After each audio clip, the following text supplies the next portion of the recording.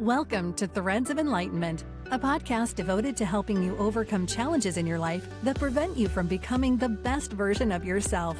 Each episode features interviews with people from all walks of life about their journey of self-development and the principles they utilize to overcome their fears to achieve their desired outcome. Ready to be enlightened? Here's your host, Ken Primus. Welcome to another episode of Threads of Enlightenment. As my custom is to welcome our guests because I know they're coming with a couple of things I deem very expensive. Time. 24 hours offered to every man and woman on this planet. How we utilize time, how you learn to respect time will tell me a lot about you. Your life will be evidence as your relationship with time. The other is the journey. The journey is a powerful created Jeff that stands and sits before us, and it deposited a couple of things in him, and we want access to those: wisdom, knowledge, insights. And how do we do that? We engage in this wonderful thing called this conversation. And so we want to honor Jeff for coming and spending both of these quality things, commodities, with us here at Threads of Enlightenment. Jeff, thank you for coming, man, at Threads.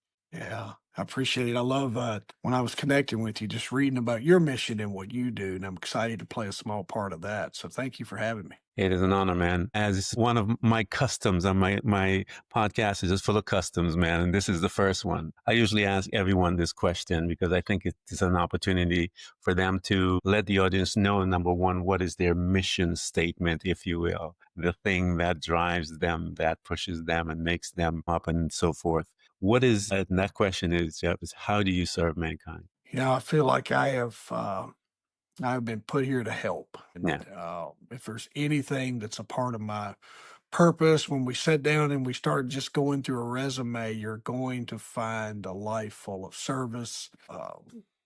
Whether it was in my career in law enforcement or public safety, on into running businesses, is just helping, someone else, other people, groups, whatever that looks like, just helping them find purpose in their own day. So that's where I find a lot of my fulfillment is helping. I don't think there's a day, even this morning, first thing, up early, workout, I found myself working out, but helping kind of the people around me to get through their workout and handing them what they needed. So always just kind of leading with that giving hand and an open heart. Yeah, that is, I love that because I tell people there's nothing like servanthood. It connects you. It's better. There's a scripture or there's a principle, is better to give than receive. And when you serve, especially those that are not capable of returning anything, it does something to both individuals, man. It rescues the giver, if you will. One of our customs that we work with, Jeff, is to go back into our life. I tell people, I call it the beginnings of our beginning, if you will.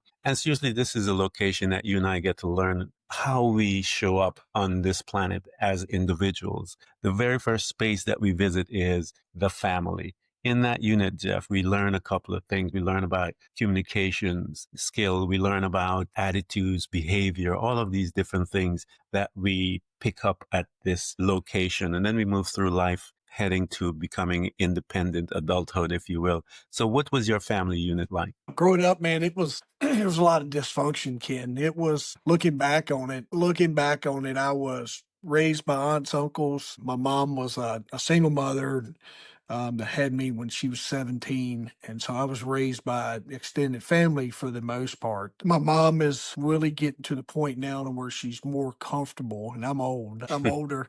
So she's just getting to the point to where there's been some relatives that's passing away, and I feel like it's given her this opportunity to really open up and share what life was like and kind of fill in those gaps that I remember, but I can't process them. But, starting from aunts to uncles, and then, my mom started to play a role off and on. Like she was there off and on, and, she's still trying to figure out her life as a young girl. And a young girl that had a kid. And, I think when it comes down to it is maybe I was raised similar to the way she was raised. And when you pause there for a second, inside of that family dynamics also was, a grandfather that had violent tendencies, and he liked to overindulge in alcohol, and he would get violent.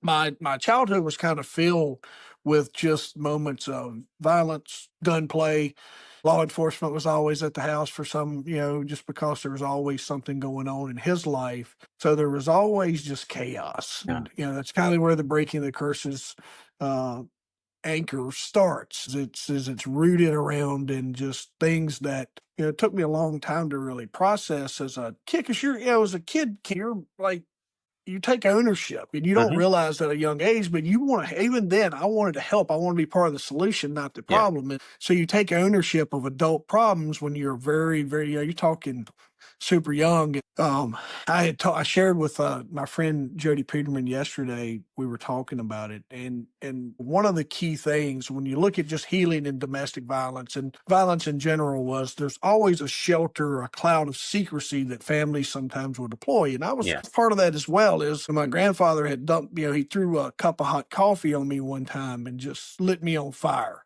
And I remember trying to get that shirt off. And one of the first conversations that's very vivid is my aunts, surrounding me saying, "Hey, if you say anything, they're going to take you away from us. You can't, Yeah. if you say anything, Grandpa's going to get in a lot of trouble. And we don't want that to happen, do we? He didn't know what he was doing. He was just mad. You shouldn't have been messing with him." And they kind of made it all my fault. And, so that, that's where it really starts, kid, is it starts in that dysfunctional family dynamic that carries on, it carries on through, my teenage years and Mhm. ultimately my adult life. But it started at a very, very young age. It rolled into my, my adolescent ages, my teenage ages. And then to the point when you look at the childhood is normal day. When you say people normal, it's hard to use the word normal because my normal wasn't what everybody else's normal was, is what I Yeah. learned later in life. um you know my grandmother commits suicide when I'm probably 12 or 13 years old. I'm getting ready to go into intermediate school or middle school is what we call that. uh, and I find her, and so it's and then I found her after she had killed herself, and the cops come, and the ambulance comes, and they take grandma away. And back then it was like, make sure he's okay. We'll get the preacher to talk to him. And as a young man, I didn't know how to process that. I Yeah. was fine. I didn't need that because I had been exposed to so much chaos that this was just another part of my day. Wow. That's So that fascinating. yeah. It's fascinating, Um, Jeff, because here's this young man in the midst of all the trauma, and I tell people trauma gives birth to us. There's a yin and yang to trauma. There's the bad side of it, which, there's some serious traumatic things, but also it affords us the opportunity to be given birth to, if you will. And the trauma is the vehicle by which we are going to become servants, if you will, because yeah. we are sensitive to trauma, or whatever that thing that ushers us into becoming a servant. We are sensitive to it. We're passionate about it. And so we don't want to see another in that situation because Yeah. we totally understand. And so that is the birth. And that doesn't manifest, Jeff, until much later in our life as we are in that servant role. But it's that piece right there that we turn to because we're familiar with. And we see needs of others and we try our best to escort them out from that space. So here you are, man, this young man seeing all kinds of stuff. I mean, incredible. When you're moving through getting towards heading to college, Jeff, looking to whether to college or no, what was your decision? What direction did you pick and why did you pick it? So, that's an equal part of the story was when I'll speak to this, it's growing up like that, emergency services, whether law enforcement or ambulance, fire department, they were always at our house. The family owned a little store. So there was always something going on. So when the cops are at your house a lot, I was kind of drawn to that side of the world. And Yeah. when I hit intermediate school, middle school, one of my closest friends, man, we're still good friends today. He was in a rescue squad club, and I joined that club, and then ultimately, he went on and joined the junior rescue squad and started working on becoming an emergency medical technician. And I Yes. joined, when I hit 15, I joined the rescue squad, and so what it did was it gave me more of what I was used to. Yeah. So college became, I was really, when I would read the EMS book, man, it was an easy read. If I read Yeah. my English book, I couldn't understand it. So I kind of knew at an early age that I was like, all right, this is coming really easy to me. It's flowing really well. It's easy for me to pick up on. The lifestyle fit what I enjoyed because it was constant chaos. And you deal with the thing that I would like to remind everyone now is when you work in other people's problems, you're able to shield your own. And so that was kind of like starting at 15. And at 15 years old, I started into EMS, and I worked, I volunteered in my community up until I was about 18, 19 years old. I want to Hmm. say I was close to 18. I got hired as a 911 dispatcher when I was really young. And I went to work at our local sheriff's department and kind of was raised there. I was Yeah. raised in the folds of a 911 center, did EMS work still. I went to college briefly, but it really wasn't for me. I didn't even today trying to sit down in academia. It's if they would probably have a little more chaos in English, I might be able to pick it up better. But I'm really trying to train myself and just get right with being able to slow down and process differently. But anyway, Yeah. so I spent all my time in something that was either an emergency 911 center or I was in something that required emergency lights. I was out saving a life. I worked in our local emergency room. So I spent a lot of time. What I kind of look at now is I spend a lot of time distracted from my own Yeah. uh, not I didn't take it, the story will go on. I'll tell you some more about it later, but that's kind of where my path takes me. Is it takes me into EMS, it takes me into law enforcement, and I went into public safety, when I was 15 years old. Well, here's this young man, you're talking about a teenager, man, seeing and dancing, if you will, within the dark side of human behavior and their Yeah, mindset, seeing it from his family all the way through his life, working in it, engaging in it in an everyday situation, emergency, this and that, and hearing all the dark sides and of the human mind and its thinking and processing. When you became a police officer, now you're going to be dealing with a lot more intense stuff. Jeff, how was Jeff doing, man? How was Jeff doing with, you mentioned that you're hiding, which is what most of us do. This is how we cope. We find a way to cope. And we'll use anything to make that happen, a job, whatever. We'll find a place where we can subside that call, that constant drum beat on our life. And the fact that you're talking about, and you mentioned generational curse, man, a lot of people don't want to deal with that subject, but it is a real thing. So talk yeah. to me once you became a police officer, Jeff, as to how were you doing and as a man, as an individual, amongst all of this stuff that you have been being covered with all your life? Probably looking back on it now during the moment, and this is what I try to make during the moment, old Jeff's going to give you, looking back on it, I didn't realize how I enjoyed the chaos, and the recklessness was still a big part of my life. And Yeah. because I was around that. So being in the job, as long as we were busy and you had different things going on, when I could stay busy in the job, I had less downtime to really be with myself. And when I Yeah. was with myself is probably when I was at my worst. I didn't understand. I struggled with relationships. I struggled with cultivating. I'm a people person. I had, even back then, like I had friends all the time and people that absolutely loved me. I just didn't do a good job of being an adult. I didn't know how to process, how to cultivate good, long-term friendships. Sometimes they were transactional. I struggled with my wife kind of coined it as destructive behaviors. I didn't mind the reckless side of, whether you was living by the thread in law enforcement, and then, we would play just as hard as we possibly could in some kind of thrill seeking or overusing alcohol, which ultimately plays a big role. So, I think when law enforcement did for me was it just added, again, here it is. Everybody else's problems are exceeding mine. And Hmm. I have an amazing purpose, and I got to go do plainclothes work and task force work and, get to go and do some really, really cool things for a little rural kid. growing up and never thought in a million years. But the fact I didn't have education was it kind of capped me out at where I was going to be able to go upward in my upward mobility back then. It got to a point in time to when everything just really started imploding. And I started having these moments of you need to change. Like this situation needs to change. This is no longer serving you.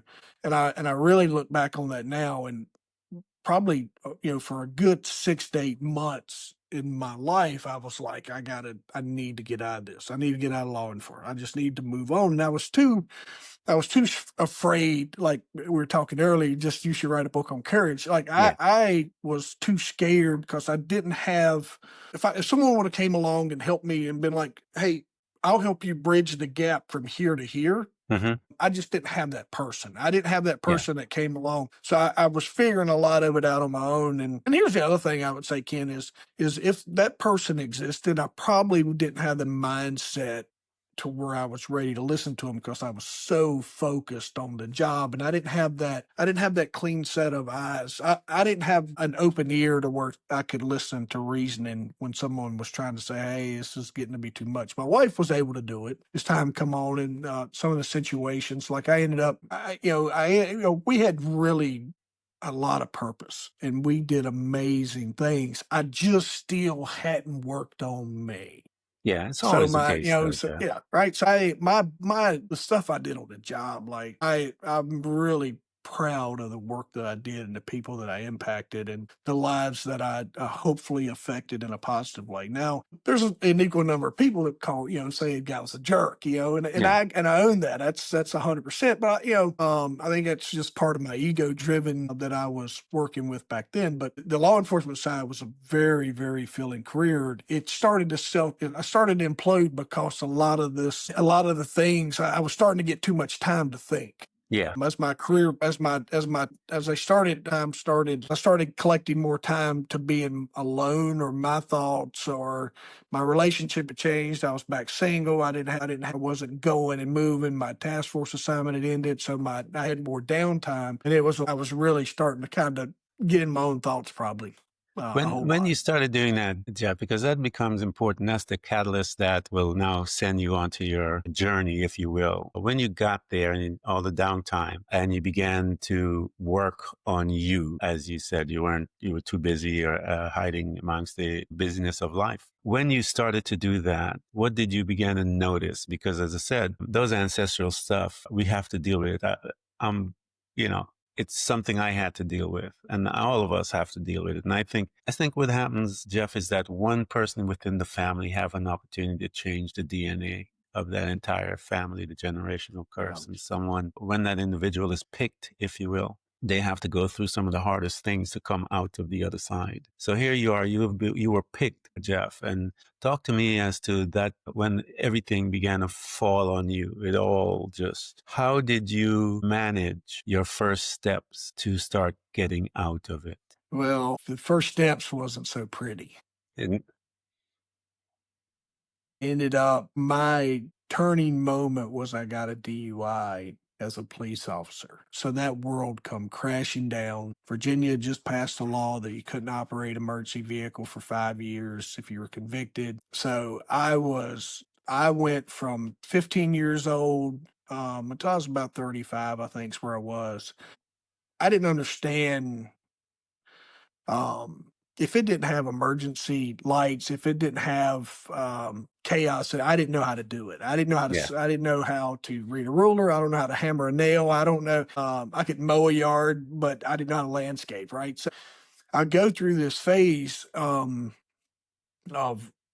kicking the can for 3 or 4 months. And finally, I went to do a job interview and I couldn't, I was so hard on myself and down on my luck that I could not interview. People were just laughing at me. I yeah. didn't think I had any self-worth at all. Here this guy is absolutely destroyed his career. He's destroyed his life. And I am, I'm really at that what I would say was a really solid rock bottom moment. But I had a couple friends. One of them, same guy that was in EMS with me. He pointed out, like, he said something to me one time. He was like, you know, you didn't ever have your dad wasn't in your life. He goes, you're way stronger than what you realize. And when he said that, it kind of clicked, and I was like, all right, hang on here, that's purpose. And then someone else said, Jeff, man, you've lived this life of never figuring out what makes you tick. He goes, so he gave me that advice. And then I had another friend say, he's like, you're the only guy I know that can get through this. And I was like, all right. So then, you know, I'm interviewing for a job, and this guy grabs me, and he's like shaking me. He's like, why are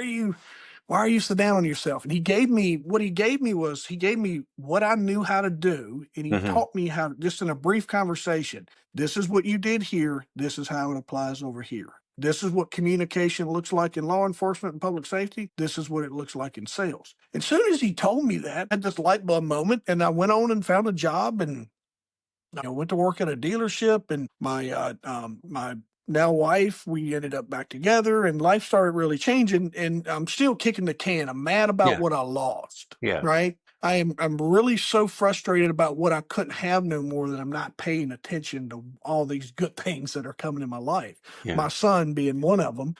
So here comes a son, and I'm like, all right, I can't have a recreation of Yeah. my life. So of my childhoods. That will give you, if you want to break a curse and you're really committed to it, add your own offspring into the mix. So I really started dialing in then. The cool part, Ken, is it probably took me, I say it's cool, it took me 3 years or so of just really being mad. But I had to change some of my influences, learned about the people you let influence, people you let in your life. I learned about coaching. I learned about finding mentors. I started to really dig into that. And, when you look at purpose, the trooper that had arrested me and him never met. We were both police officers in the same county. I did dope work. He wasn't. We didn't cross paths. So he came to see me one day at the dealership I worked at, and I didn't want to talk to him. I was just like, I am. I can't. I can't. I'm forward facing now. Yeah. I don't want to give him the opportunity. And I'll tell you that part in a second. So that's kind of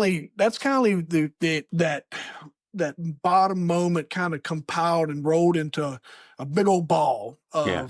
of all the things. It wasn't, I didn't, my aha moment came when I lost, I didn't have a lot, but I lost everything I had. My mom still loved me. Right? Yeah. My Yeah. friends were still my friends. My dog sometimes was off and on with me, but identity, my identity was wrapped up in public safety and law enforcement. That's who I was, and Yeah. that was gone, and that was hard. How did you, because I had interviewed this young lady, and she said, and when she said it, it kind of like dropped in me like a bomb, that usually when one of our identity dies, because it's such a big part of us, people feel that that's who they are, but it was just an identity.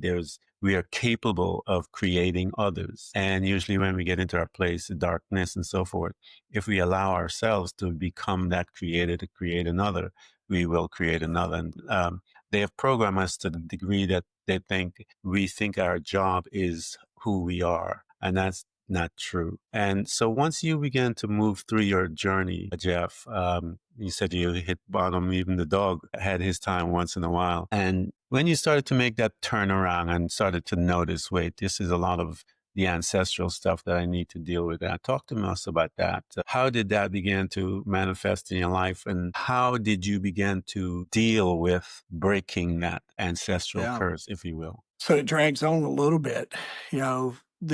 When I at the dealership, I learned marketing operations. Man, I'm a business coach now because of all the skills that the owner at that place is very patient, and he is absolutely he was with me, and he invested a lot of money in me making mistakes to dial in what we were doing. So I learned, I started thinking forward facing. I started reading books, started consuming a lot of just personal development things that I didn't know anything about. So I started stumbling into these personal development books. Podcasting became something. Instead of listening to music on the way to work, I was listening to podcasts. I was Hmm. listening to audiobooks, and man, I was deep diving. I was highlighting books. I had an iPad, and I am consuming as much information as I can just to get better at what I was doing. And I started getting this nudge around the 10-year mark at dealership to move on. And Yeah. and I didn't remember law enforcement. I kind of discounted that feeling, and life changed it for me. Yeah. My daughter's born. I have a daughter by this time, and she, I'm working so much, like I don't get to see her. So I ended up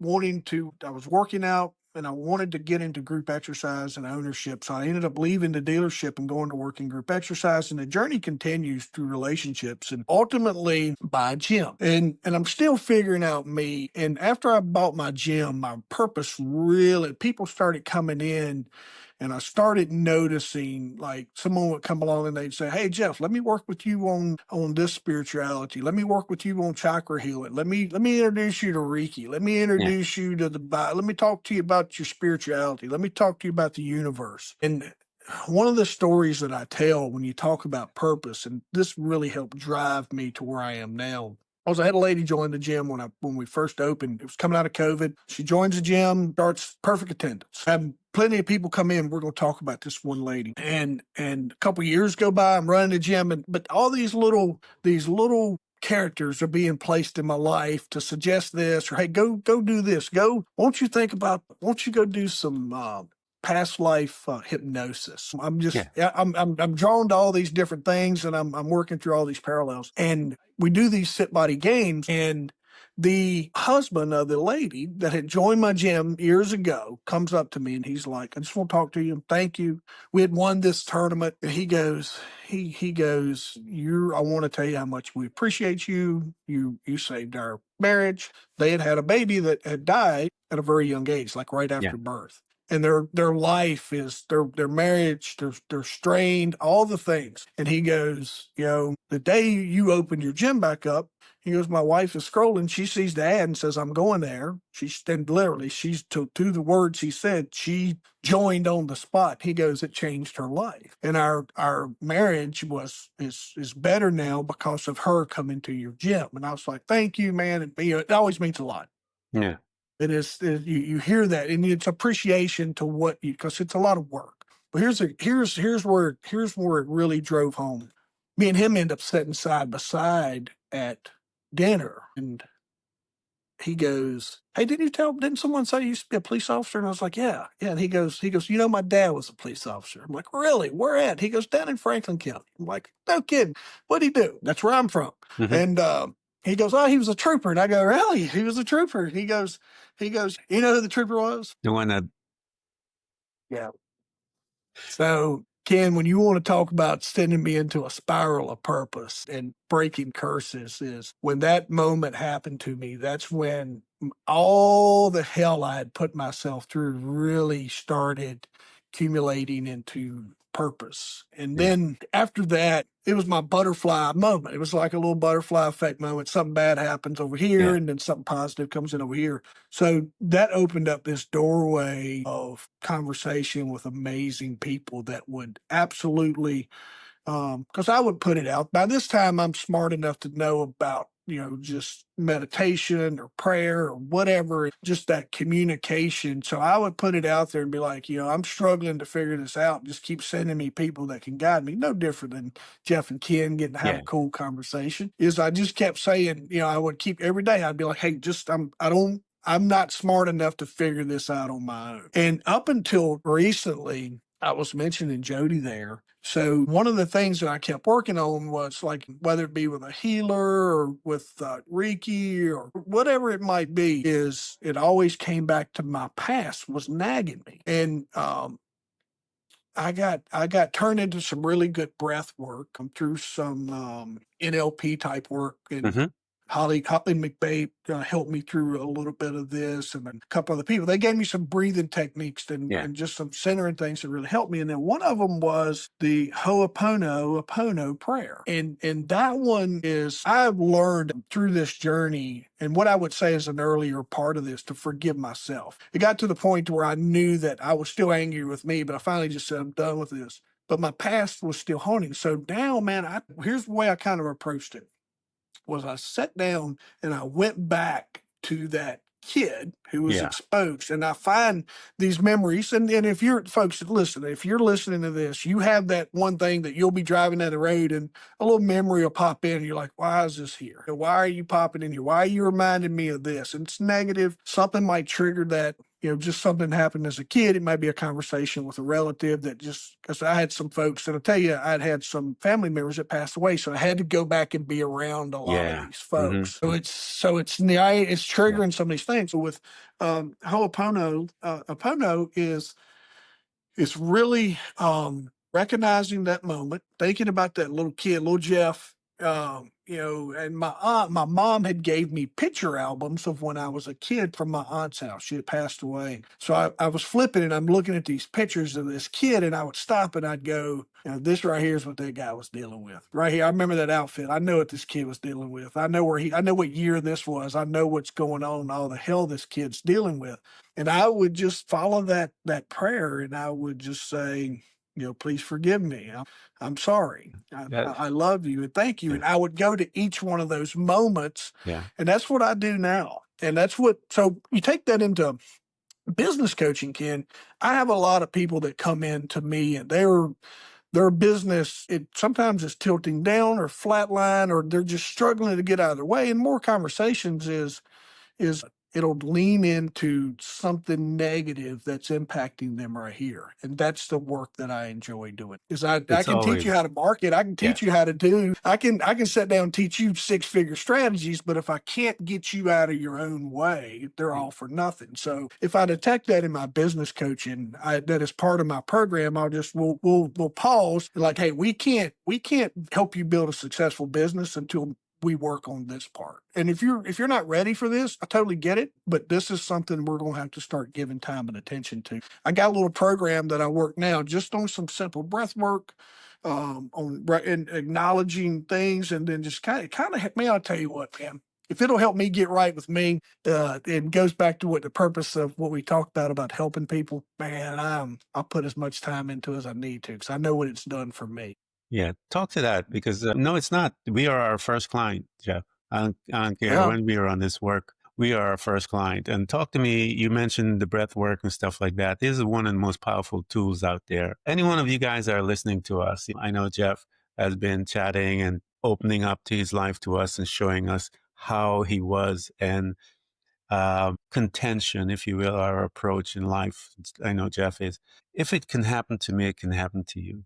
I'll walk with you, and we're going to provide all of Jeff's stuff so you can get to him, the book, everything, guys.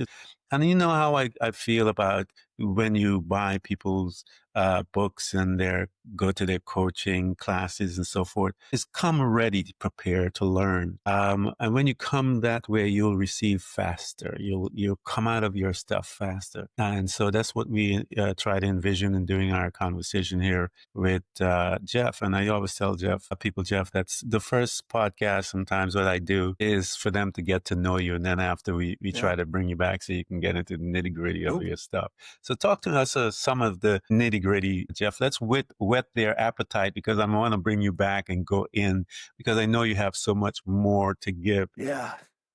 Let's whet their appetite a little, and then what I'll do is, we'll come back again and really go in so that they can get a taste of the practicalness of how generational curse is and the importance of dealing with it. Because as Jeff had stated, your business, everything that you do is not working right because you haven't gone back and sat down with that little individual. I don't care what it is. Yeah.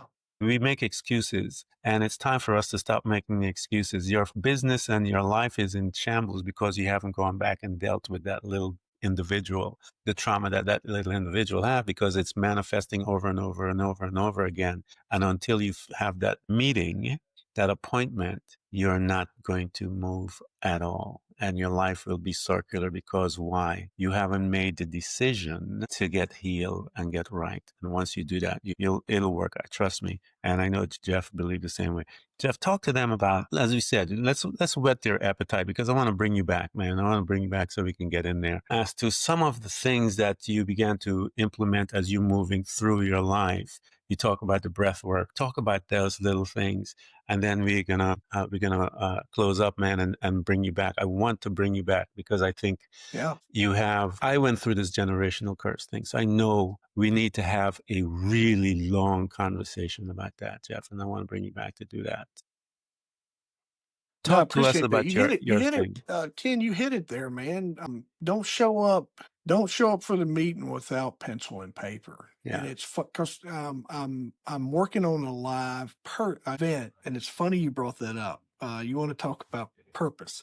I'm working on a live event, and I had wrote out my kind of my bio in my head, and I was just kind of tweaking a little bit. And one of the tests, and they don't know it's a test. If you listen to this episode, you're going to pass because I'm going to give you the answer. But one of the things was for the event is please bring a pencil and a piece of paper. And what folks don't realize is I'm gauging your ability to go to the next phase just on the sheer fact that you're ready to show up prepared. And if you're not, that's okay.